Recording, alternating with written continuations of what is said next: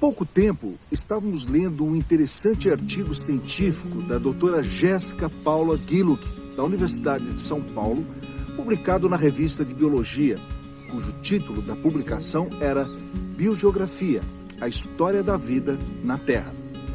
Vou reproduzir um pequeno parágrafo deste artigo que servirá como introdução para uma hipotética questão de biologia na área de evolução nas provas da FUVEST e no Enem.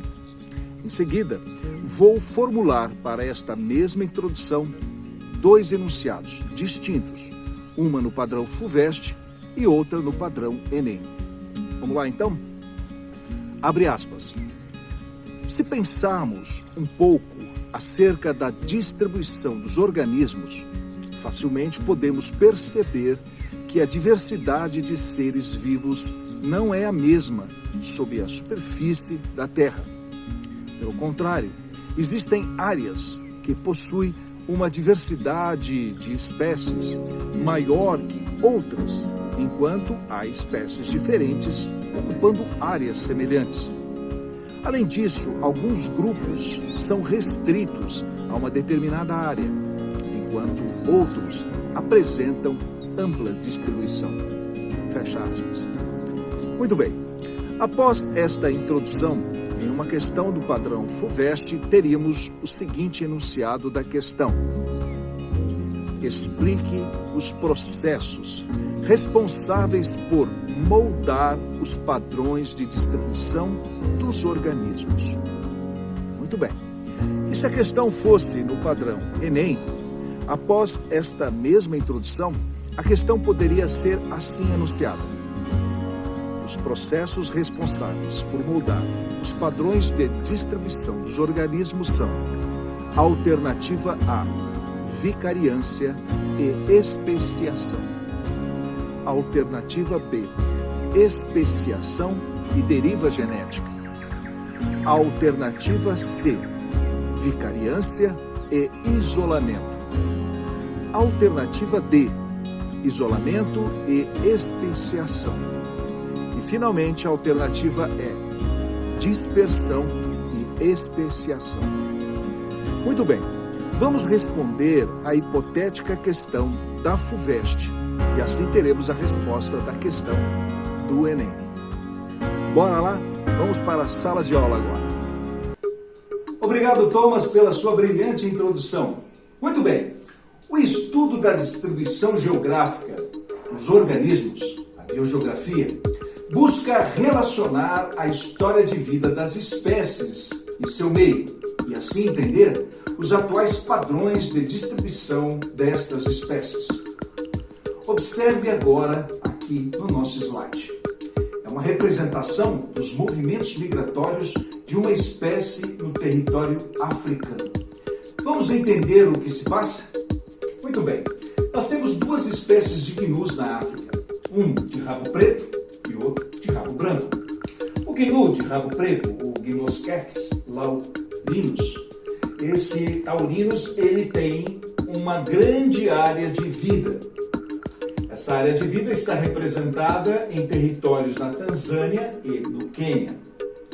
Durante um período de tempo, que dura em média 12 a 14 meses, o gnu de cauda preta tem um processo migratório, onde pesquisadores acompanham constantemente, em determinados períodos do mês, de um ano, onde esse animal está, o que ele está se alimentando, como ele está se reproduzindo e como ele está sendo predado também. Então, existe um ciclo de migração que esse animal acompanha em determinadas épocas do ano, nos períodos de chuva. Então, eles são seguidores de chuva. Por quê? À medida que chove, terão alimento abundante. E alimento, em fartura, significa processo reprodutivo com sucesso. Ao mesmo tempo, os seus predadores também migram atrás do gnu, em busca do alimento. Mais importante de tudo é que nós estamos vendo, através deste slide, três elementos que nós chamamos determinantes para o entendimento desses padrões de distribuição. E aí estão eles, o espaço, o tempo e a forma. que neste caso usei como exemplo uma espécie. Entendemos como espaço a área geográfica de ocorrência dos organismos, ok? Então esse aqui é o espaço. O tempo seria os eventos históricos que influenciam os padrões atuais. No caso aqui, citamos período de 12 a 14 meses. E a forma representa os grupos de organismos que encontramos na biota, que neste exemplo utilizamos o gnu de cauda preta. Muito bem, em resposta àquela nossa questão hipotética que eu apresentei para vocês, né? Vamos lá. A questão hipotética era aquela que eu perguntei: os processos responsáveis por moldar os padrões de distribuição dos organismos são vicariância, especiação? Ou seria a especiação e a deriva genética? Ou mesmo vicariância e isolamento? Ou seria isolamento e especiação? Ou seria dispersão e especiação? Qual a alternativa que você marcaria? Então, em resposta a isso, e que nós apresentamos no nosso encontro lá no campo, sinto muito informar, mas nenhuma das alternativas estão corretas. Isso foi uma bela pegadinha, né? Vamos lá, vamos tentar explicar essa questão hipotética, né? E onde nós apresentamos algumas opções, né? E vocês então poderiam ter feito as suas escolhas. Vamos lá então entender essa questão e fazer a alternativa correta, ok? Então vamos explicar o motivo porque não existe nenhuma das alternativas. Então, primeiro precisamos entender o significado de especiação. Mas para isso, só explicamos o significado de vicariância e dispersão. Vamos entender então o que vem a ser a dispersão? Muito bem. Esses processos darão origem ao que chamamos de expiação. Então existem dois processos. A expiação é decorrente da dispersão e também da vicariância. Então, conheça os dois processos biogeográficos utilizados para explicar o padrão de distribuição dos organismos e que resultaram na especiação. Bora lá? Dispersão. O que vem a ser a dispersão? Observe este nosso esqueminha aqui, esta figura. O que nos traz essa figura? Né? Nós partimos de uma população ancestral, que nós chamamos em biogeografia de centro de origem. Esta população ancestral de um dado grupo de organismos, que originalmente ocorria em apenas uma das áreas, hoje ocupadas por tal grupo. Muito bem. Posteriormente, com o passar de algumas milhares, centenas de anos, esta mesma população ampliou a sua distribuição e se dispersou para outras áreas, ultrapassando o quê?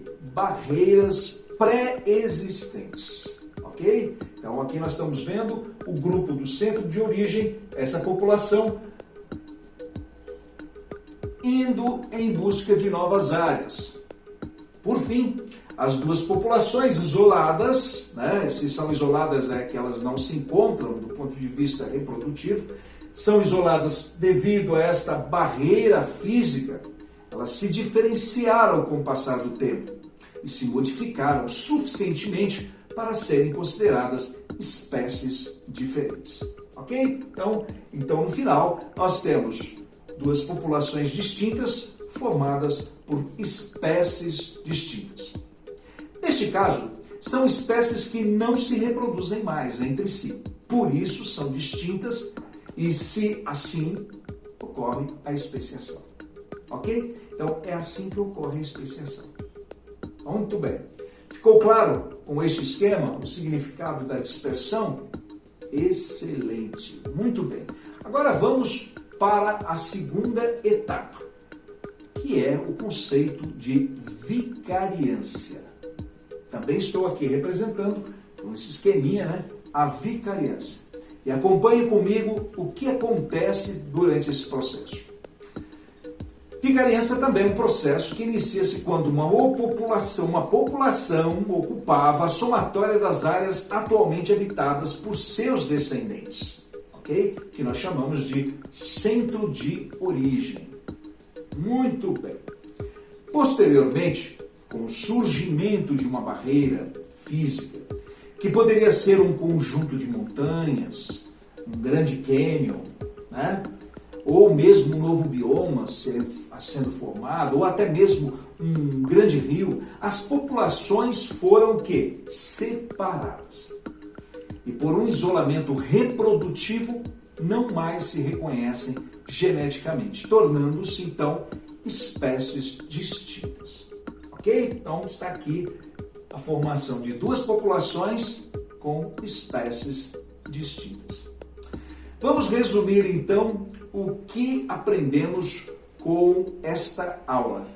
Uma síntese, né? Porque existem tantas coisas aqui que a gente acaba não falando, mas vimos que a vicariância é a fragmentação de uma população ancestral, levando à interrupção do fluxo gênico entre as subpopulações ou populações distintas, que posteriormente formaram-se em novas espécies.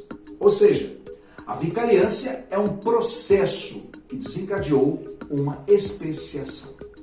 Beleza? Vimos também que a dispersão permitiu a ampliação de uma população ancestral, que ao ultrapassar barreiras pré-existentes, isolaram-se em subpopulações, interrompendo o fluxo gênico e posteriormente tornaram-se novas espécies.